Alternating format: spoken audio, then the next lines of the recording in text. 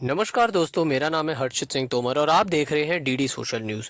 देखिए, भौगोलिक राजनीति यानी जियो पॉलिटिक्स के नज़रिए से अगर भारत की होने वाली कूटनीति या राजनीति के बारे में बात करें तो आपको पता चलेगा, जहां एक तरफ वर्ल्ड वॉर यानी आने वाले विश्व युद्ध के नाम पर दो देशों के युद्ध के बीच में पूरा देश, पूरी दुनिया इस समय बट चुकी है। चाहे वो रशिया यूक्रेन के बीच की जंग की बात हो या फिर इसराइल पैलेस्टीन की जंग के बीच की बात हो, अक्सर हम इन केसेस में ये देखते हैं कि अन्य देश जो हैं, जितने देश है दुनिया में, जितने देश है, सब अपने अपने एक पक्ष को पकड़ के आपस में ही लड़ झगड़ रहे हैं। ऐसे में भारत उन देशों में से एक है जिसने अभी भी न्यूट्रल बनाकर अपने पक्ष को आगे रखा है और अपने आप को विश्व के सामने प्रस्तुत किया। और भौगोलिक राजनीति के नजरिए से ऐसा समझिए कि दोस्त का दोस्त अपना दोस्त और दोस्त का दुश्मन या फिर दुश्मन का दुश्मन अपना दोस्त वाली पैंतरे कितने ही तरीके से आजमा लीजिए, हर एक देश की इस समय जो रिश्ते हैं वो भारत से अच्छे हैं। लेकिन अब इस बीच में शायद से अब ये भारत के लिए नकारात्मक खबर है या बुरी खबर है, इसके बारे में तो आने वाला समय बताएगा। लेकिन शायद जियो पॉलिटिक्स यानी भौगोलिक राजनीति के नजरिए से भारत को एक थोड़ा सा झटका सा लग गया है। 2019-20 की बात है, जब धारा 370 हटी थी, तब भारत की पहली बार भौगोलिक राजनीति के नजरिए से जिससे रिश्ते टूटे थे, बिगड़े थे, वो था पाकिस्तान। और लगता है पाकिस्तान की ही तरह एक और दूसरा देश अब इस लिस्ट में जुड़ गया है जिसके भारत से रिश्ते खराब हो चुके हैं। कनाडा, सही सुना आप लोगों ने, कनाडा, वही जहां पे भारत के अमूलतन बहुत सारे बच्चे औसतन तौर पर यूनिवर्सिटी में पढ़ाई करने जाते हैं, वहीं पे नौकरी भी करते हैं और वहां के फिर सिटीजनशिप नागरिकता लेकर वहां पे रहने भी लगते हैं। सोचिए, वो कनाडा जिसको सोशल मीडिया पे मिनी पंजाब बोला जाता है, आज उस कनाडा से भारत के रिश्ते खराब हो चुके हैं। ऐसा समझिए कि सैंक्शन लगाने की बात चल रही है। कनाडा के जस्टिन ट्रूडो जो कनाडा के इस समय के प्रधानमंत्री हैं, उन्होंने तो ये तक कह दिया कि हम शायद से सैंक्शंस तोड़ भी दे, सैंक्शंस खत्म भी कर दे। अब आखिर ये बात कहाँ से आई है, खुलकर इसके बारे में बात करेंगे। भारत कनाडा के बीच के जो रिश्ते हैं, जो रिलेशंस हैं, वो टूटने की कगार पर आ चुके हैं। और ये बड़ी अनाउंसमेंट तब हुई है जब भारत के हाई कमिश्नर और जितने भी डिप्लोमेट्स थे, भारत ने उन्हें कनाडा दूतावास, कनाडा एम्बेसी से वापस बुला लिया। ऐसा कहा जा रहा था कि जब पिछले साल खालिस्तानी लीडर हरदीप सिंह निज्जर की जब किलिंग हुई थी, जब उनकी मौत हुई थी, जब उनकी हत्या हुई थी, तो हरदीप सिंह निज्जर की जो हत्या हुई थी, वो ऐसा कहा जा रहा था, कनाडा कह रहा था कि कैनेडियन सिटीजन की कनाडा की जमीन पर हत्या कराने के लिए इंडिया के जो रॉ के एजेंट्स हैं, उनका सीधा सीधा हाथ है। इन्वेस्टिगेशन जब आगे हुई तो पता तो चलता जा रहा था, क्योंकि अक्सर कनाडा अपने तरीके से आरोप प्रत्यारोप की राजनीति भी कर रहा था। कहता था, डंके की चोट पर खड़े होकर कहता था कनाडा की भारत के रॉ एजेंट्स ने कनाडा की सॉइल पर, कनाडा की जमीन पर गैर तरीके से आकर कैनेडियन सिटीजन यानी हरदीप सिंह निज्जर जो खालिस्तानी आतंकवादी है, कि हरदीप सिंह निज्जर को आकर घुसकर मारा है। और इसके बहुत सारे सबूत भी है। वो अलग बात है कि औपचारिक तौर पर पब्लिक उसको कभी नहीं कर पाया, लेकिन जब इन्वेस्टिगेशन में हरदीप सिंह निज्जर के केस की जब बात आ रही थी, उनके किलिंग की बात आ रही थी, तो भारत के बहुत सारे डिप्लोमेट्स के बारे में आगे बात करी जा रही थी, उन पे सीधा सीधा आरोप प्रत्यारोप करा जा रहा था।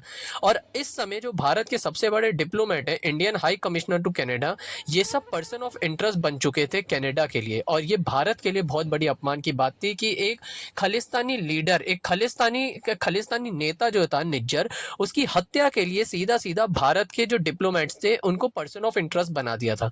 पर्सन ऑफ इंटरेस्ट का मतलब होता है उन पे केस उनके आसपास चलेगा, उनको भी निगरानी में रखा जाएगा, उस केस के दौरान उन पे सीधा सीधा शक जाएगा, उन्हें आरोपी समझकर उनके नजरिए से उनको ध्यान में रखते हुए इन्वेस्टिगेशन आगे बढ़ेगी। और ये भौगोलिक राजनीति के तौर पर नहीं, डिप्लोमेसी के भी तौर पर भारत के लिए बहुत बड़ा अपमान था। और जब इसमें आगे प्रोग्रेस होते गए, जब आगे बात होती गई, तो अब भारत और कनाडा के बीच के जो रिलेशंस थे वो बिल्कुल डिसमेंटल होने के कागार पर आ गए थे। और ये भी कहा गया कि कनाडा का ये भी मानना है कि इंडियन एजेंट्स इन्वॉल्व थे सीधा हरदीप सिंह निज्जर के मौत के पीछे। कुछ एविडेंस उनके पास पड़े हैं, कुछ प्रूफ उनके पास पड़े हैं, लेकिन फिर भारत की डिप्लोमेसी में ये कहा गया कि अगर आपके पास प्रूफ है, सबूत है, तो आप उन सबूतों को सामने लाइए। लेकिन उससे सीधा पल्लड़ा झाड़ते हुए, पल्लड़ा पीछे करते हुए अपना उल्लू सीधा करने की कोशिश करती नजर आई कनाडा की जो सरकार थी, कनाडा की डिप्लोमेसी थी। वो इन्होंने एविडेंस प्रूफ दे तो दिया भारत सरकार को, और इनके हिसाब से उसे पब्लिक डोमेन के में सामने लाना अच्छा नहीं है, इस समय सही समय नहीं है, ये कहकर पब्लिक डोमेन में ना लाके ये कह रहे थे कि भारत को सबूत दे दिए हैं। यानी समझिए आप अंतरराष्ट्रीय स्तर पर सीधा सीधा भारत के डिप्लोमेसी, भारत के एजेंट्स पर इतना बड़ा आरोप लगा रहे हैं, लेकिन अब जब सबूतों की बात आई तो अब पब्लिक डोमेन में उसको पब्लिक नहीं कर सकते। बताइए ये किस बात की बेबसी दिखाने की कोशिश कर रही रही है कनाडा की सरकार। और वो कौन-कौन से प्रूफ थे, कौन से एविडेंस थे जिसके बेसिस पर इंडियन एजेंट्स इन्वॉल्व थे, ये बात बोली गई। जब इंटेलिजेंस ने इस पे काफ़ी सवाल उठाए, तो ये पता चल रहा था कि काफ़ी लॉस है और काफ़ी स्ट्रॉन्ग लीडर्स की भी बात सामने आ रही थी। लेकिन ये भी कहा जा रहा था कि कनाडा का ये कहना है कि निज्जर खालिस्तानी आतंकवादी खालिस्तानी लीडर होने से पहले कनाडा का एक नागरिक है। तो कैनेडियन इलेक्शंस भी अभी इस समय, क्योंकि आने वाले समय में आप ऐसा समझ सकते हैं कनाडा के इलेक्शंस भी सामने आ रहे हो, खालिस्तानियों का एक अलग से वोट बैंक बन रखा है कनाडा में।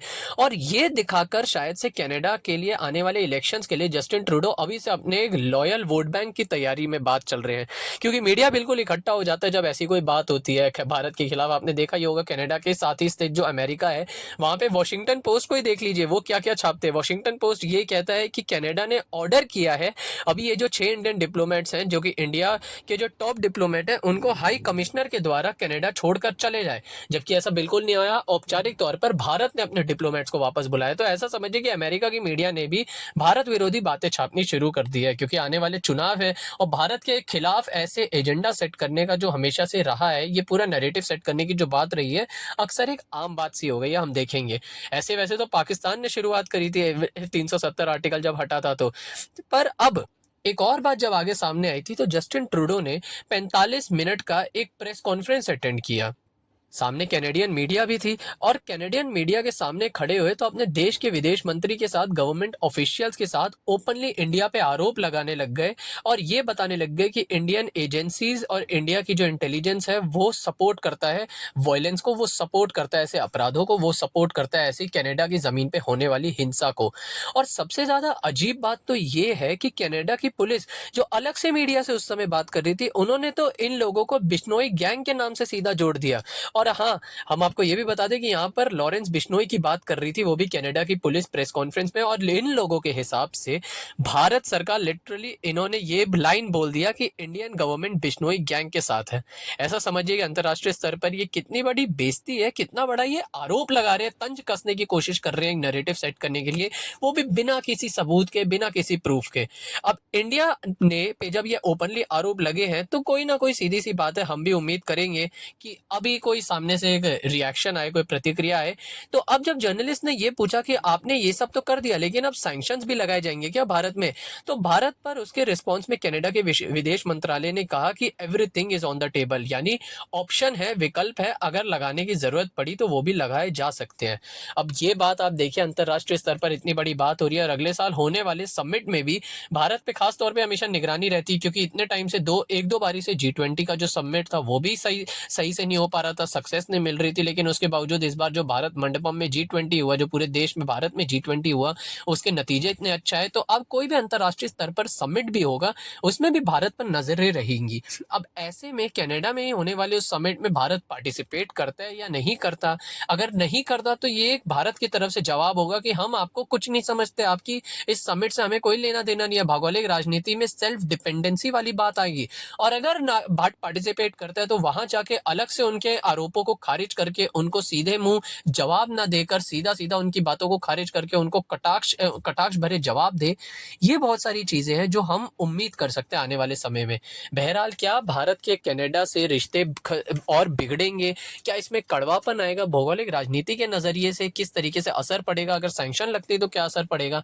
ये आने वाला समय बताएगा। फिलहाल के लिए बस इतना ही, और आप कमेंट सेक्शन में बताइएगा डीडी सोशल न्यूज के माध्यम से, हमारे चैनल के माध्यम से, क्या आने वाले समय में भारत कनाडा के बीच के रिश्ते सकारात्मक होते हैं, नकारात्मक होते हैं, उससे क्या असर पड़ेगा? बहुत बहुत शुक्रिया। आप देख रहे थे डीडी सोशल न्यूज में, आपके साथ हर्षित सिंह तोमर।